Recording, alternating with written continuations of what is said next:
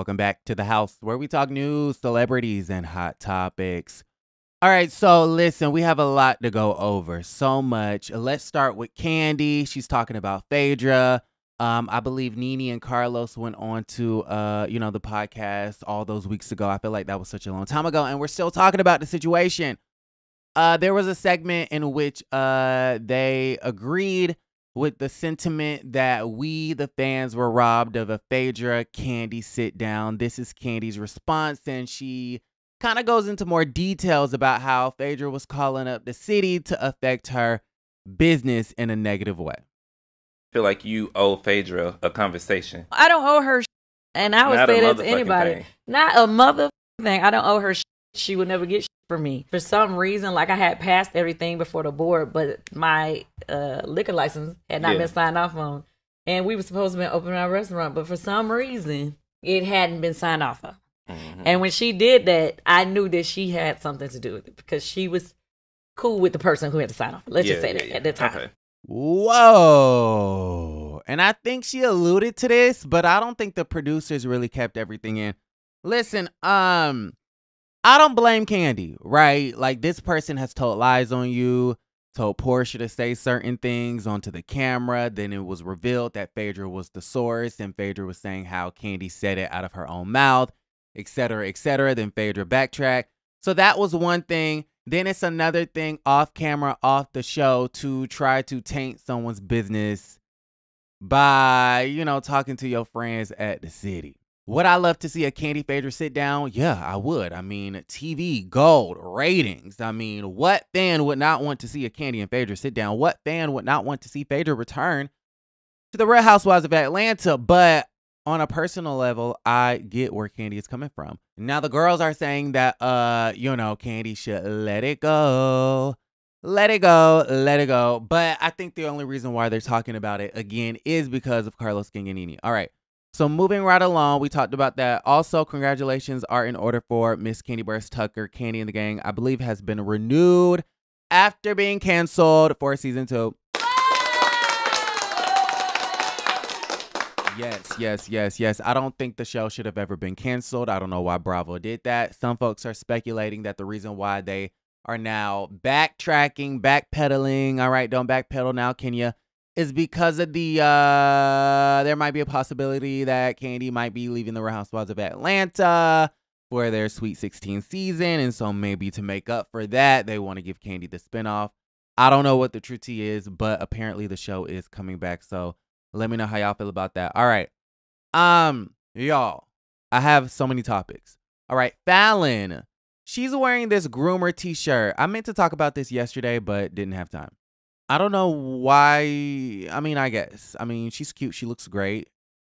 Falynn is a beautiful woman. But y'all know how Jalen Pina or Jalen Banks, he went on to the podcast and basically stated that he was groomed and whatnot, which I kind of felt as though groom is a strong word. And so I don't know if I agree with that, but that's how he feels.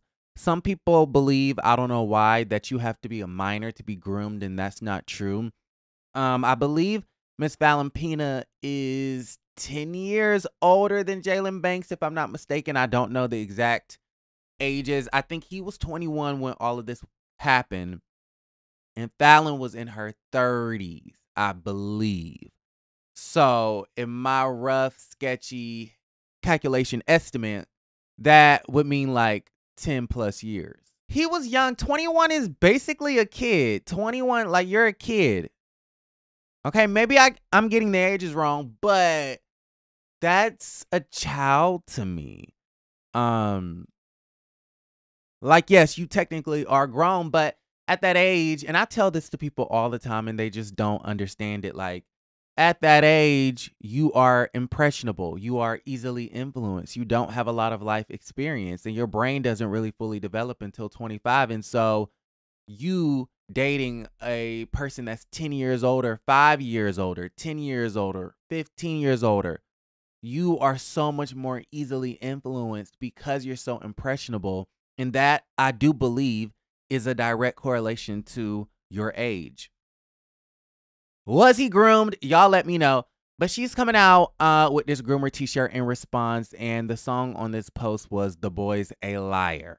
okay, by the Pink Pantheress featuring Ice Spice. And so, I don't know. It's like mixed messages, right? Like she's a low-key admitting like, yeah, I'm the groomer. Maybe in a sarcastic way, I don't know. But then she's like denying it by saying that the boy's a liar. Mixed messaging. I don't know. Y'all let me know how y'all feel about the situation in the comments down below. Falynn, get some therapy. I think Falynn needs therapy. I really, really do. I mean, and I say this every time, I hate to judge, you know, the 4 babies by 4 different baby daddies, but it's like she hops from relationship to relationship to relationship, and I feel like it's a symptom of some sort of trauma. I feel like something is off with her, and, you know, it just doesn't make a lot of sense. I feel like she seeks validation from men. A lot of people do, but I feel like in her case, it's manifesting in a very toxic way of being. It's manifesting in a very dysfunctional life.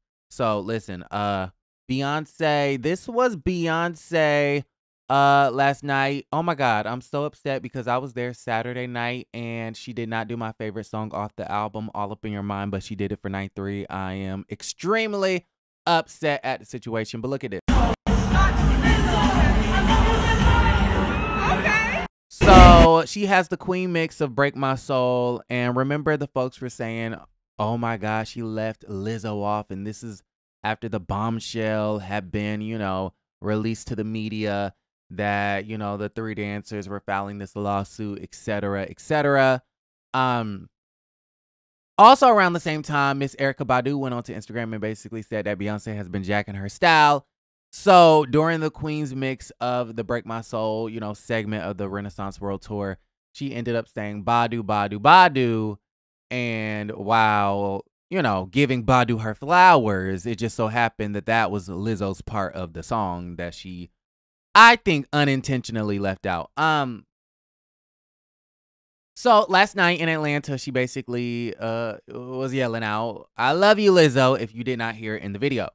We do know that Made in America Festival, the music festival up there in Philly, was supposed to be headlined by Lizzo and SZA. That's been canceled.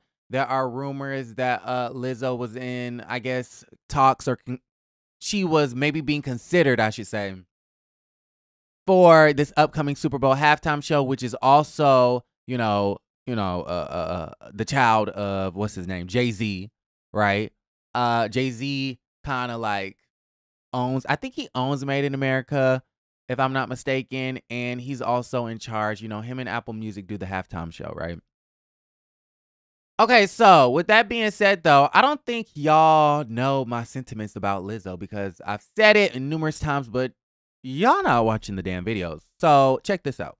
I don't want to invalidate the victims, but I feel like people already hated Lizzo and what she stood for. So this gives people permission to hate her out loud. But you think it's okay for her to bring them girls to the strip club and then be like, oh, allegedly, go touch them. Allegedly. She brought them girls to the strip club. Allegedly, there were bananas and whatnot. I don't know if that's the case, because let me tell you, as I have listened to the public interviews, right? Not the TMZ story, not the neighborhood talk story, but the actual spoken interviews of the 3 victims who came out first. Mm-hmm. I have not heard the banana story repeated. I haven't.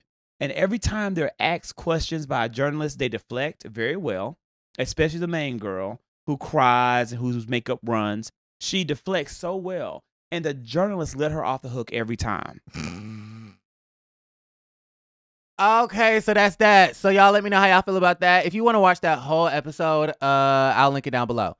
All right, so Trump in this indictment. Okay, so 4 indictments. We talked about this last week as well. The first one was the Stormy Daniels hush money payments. The second indictment, the classified documents that he stole and did not want to return. The third indictment was just, a week or 2 ago? January 6th, assault on the Capitol, and now a 4th indictment in the county I live in, Fulton County, Georgia. And this one was for trying to overturn the state's 2020 presidential election. Now, again, I had the Zactivists onto the show, and we talked about this as well. What is the first one for? Wasn't it like the Stormy Daniels thing? It was from The Alvin porn Bragg, Attorney General in New York. Okay. And using campaign funds to pay hush money to Stormy Daniels. Okay, the second one was about what? I don't even remember. The third one was No, about... I'm sorry. The second one is about the classified documents at Mar-a-Lago, and the third one is now the support of the insurrection and all that went into planning for the overthrow of American democracy through a very calculated, concerted effort, which it seems as though allegedly Real Housewives in New York castmate Aaron Licky was a part of, and that's something that has really angered me, right? All right, so again, shout out to those activists. We also did a video on his channel, really interesting. Go and check that out. Listen, so this was Fani Willis yesterday bringing these charges, honey. She is not playing no games. Y'all remember when Trump called up the Georgia Secretary of State talking about we need 11,351 votes. A Fulton County grand jury returned a true bill of indictment, charging 19 individuals with violations of Georgia law arising from a criminal conspiracy to overturn the results of the 2020 presidential election in this state. The indictment brings felony charges against Donald John Trump, Rudolph William Louis Giuliani, John Charles Eastman, Mark Randall Meadows. Rather than abide by Georgia's legal process for election challenges, the defendants engaged in a criminal racketeering enterprise to overturn Georgia's presidential election result. Child, Trump got those RICO charges, honey, okay? She is not playing with that ass. Trump and other defendants charged in this indictment refused to accept that Trump lost, and they knowingly and willfully joined conspiracy to unlawfully change the outcome of the election in Trump's favor. And